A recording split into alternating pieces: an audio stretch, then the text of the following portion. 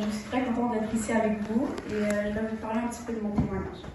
Donc, je m'appelle Victoria Zaborska, j'ai 16 ans et je vais à l'école, je suis en 4e année du secondaire à l'école Jean-Baptiste Meilleur qui est à Repentigny. Je vais à l'église Honor Gospel Church qui est à 5 minutes d'ici, donc très proche d'ici. Je suis née dans une famille chrétienne, donc dès mon plus jeune âge, je me suis retrouvée quotidiennement entourée d'un environnement favorable à ma foi. Je suivais les enseignements bibliques donnés par mes parents et mon église. Donc, très jeune, j'ai compris la signification de la mort de Christ sur la croix et c'est par la suite que je l'ai accepté dans mon cœur comme mon sauveur et lui ai demandé pardon pour mes péchés. J'ai donc été baptisée à 12 ans. Malheureusement, malgré ma conversion, au fil des années, je n'ai pas forcément vécu pour lui, mais pour moi. J'ai vécu une sorte de double vie en tant que deux personnes, une fille chrétienne et une adolescente normale de ce monde. Bref, j'étais ce qu'on appelle une chrétienne tiède, lukewarm. Ce n'est qu'au début de ma 2e année du secondaire que j'ai compris que le chemin que je suivais me menait en enfer et que je devais faire un choix, soit vivre pour le monde, soit pour Dieu. C'est grâce à cette réflexion que, par la grâce de Dieu, j'ai pu participer au voyage missionnaire au Japon avec Jet en 2023 et celui à Malte en 2024. Ce fut une expérience qui m'a vraiment montré que ce que signifiait vraiment vivre pour honorer et glorifier Dieu. Depuis, je vois le monde d'une manière complètement différente. J'ai compris que la mission en tant que chrétienne ne s'arrête jamais. Peu importe où je suis, Dieu m'appellera toujours à le suivre et à répondre à son appel. Mais comme tout autre chrétien ayant donné leur vie à Christ, j'ai connu des combats spirituels par la suite en essayant de délaisser mes habitudes pécheresses. Mais Dieu était à mes côtés à travers de chaque épreuve et m'aidait à me relever à chaque fois. Je voudrais vous partager un verset qui m'a aidé lors des difficultés. 1 Corinthiens 10, verset 13. Aucune tentation ne doit survenir qui n'était immune. Dieu est fidèle et il ne permettrait pas que vous soyez tentés au-delà de vos forces.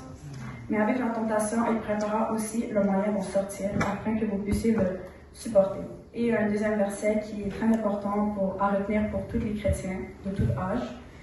Romains 12, verset 2. Ne prenez pas comme modèle le monde actuel, mais soyez transformés par le renouvellement de votre intelligence pour pouvoir discerner la volonté de Dieu, ce qui est bon, ce qui lui plaît, ce qui est parfait. Merci de m'avoir écouté.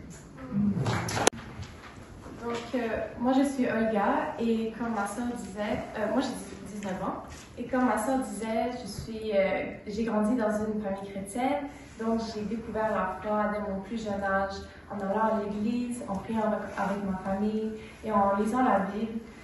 Et par contre, durant mon adolescence, je me suis éloignée de Dieu et moi je faisais de la gymnastique pendant 10 ans, pendant mon adolescence.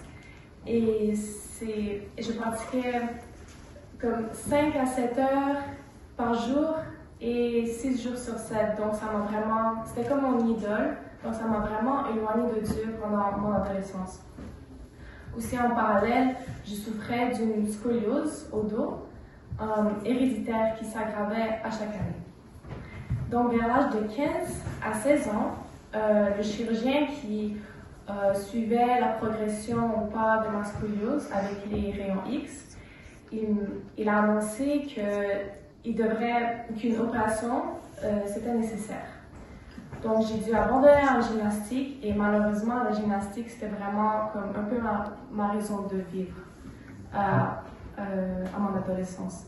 Donc je me suis retrouvée perdue et sans repère parce que mon repère n'était pas sur Jésus. Donc, cette période m'a entraînée dans des choix destructeurs, m'entourant de mauvaises influences et je me réfugiais dans des substances nocives et des mauvaises influences. Donc, le jour de ma chirurgie, tous ceux que je croyais qu'ils étaient mes amis, ils ont disparu. Donc, je me suis sentie très seule pendant ma réhabilitation après ma chirurgie. C'était quand même long comme réhabilitation. Et donc, j'étais seule avec mes pensées et Dieu. Donc, Dieu était vraiment mon dernier recours à ce moment, alors qu'il aurait dû être mon premier. C'est là que j'ai compris que sans lui, il n'y a pas de véritable vie. Donc, quelques mois plus tard, alors que ma foi grandissait et que mes parents continuaient à prier pour moi, une missionnaire, Julie Paquet, est venue à mon église pour recruter des jeunes à aller faire un voyage missionnaire au Japon avec l'équipe JET. Donc, je me suis inscrite avec ma sœur. On m'a acceptée, gloire à Dieu, et cette expérience a bouleversé ma vie.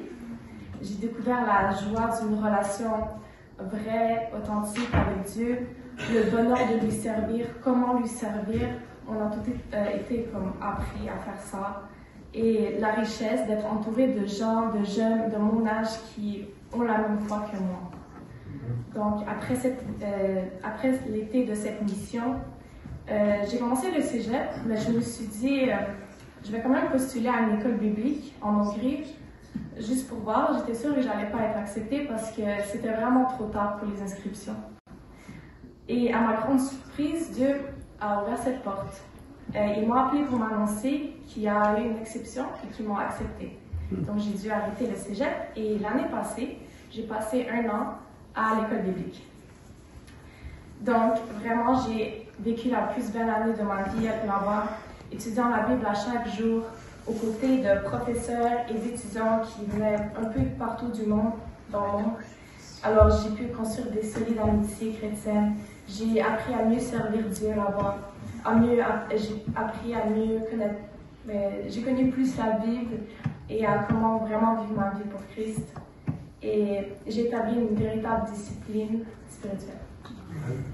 Donc, moi et ma sœur, on est infiniment reconnaissants envers Jeff et Tonda pour leur mission et envers nos parents pour leurs prières et pour tous ceux qui ont prié pour nous. Et surtout envers Jésus qui, par son sacrifice, m'a offert une nouvelle vie, et tous ceux qui l'acceptent ainsi aussi. Donc, je suis vraiment excitée pour voir où Dieu m'emmènera par la suite, car ses plans sont parfaits. Et à lui soit toute la gloire.